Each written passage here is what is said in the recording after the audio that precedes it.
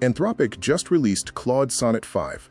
It offers near Opus-level coding performance at about a third of the price. This video covers what it is, how it stacks up, and whether you should switch to it. Claude Sonnet 5 is Anthropic's most agentic model yet.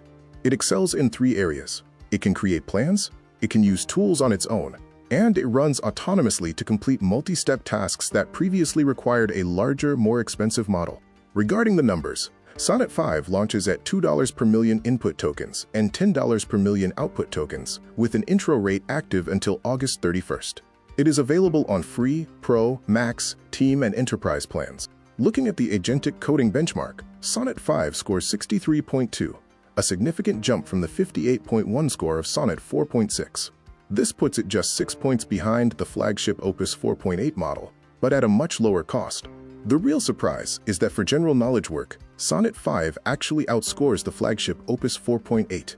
Seeing a more affordable model surpass the premium flagship in an entire category is highly unusual. How should you choose between them? Use Sonnet 5 as your daily driver for high-volume agent work and sustained coding tasks. Reserve Opus 4.8 for the toughest 10% of tasks where maximum accuracy is non-negotiable. Early testers from teams like Cursor and Zapier report that Sonnet 5 successfully completes complex tasks that previous models would abandon. It also performs unprompted self-checks and maintains its plan across multiple steps. If you run agents daily or use a flat-rate plan, switching to Sonnet 5 is a clear choice. If you have a critical make-or-break task, stick with Opus. If you are new to this workflow, Sonnet 5 is the recommended starting point. A few caveats. Sonnet 5 has stronger built-in safeguards, which may lead to more refusals for security-sensitive tasks. Also, Opus remains superior for the most difficult reasoning problems. Ignore unconfirmed rumors about token limits or cutoffs.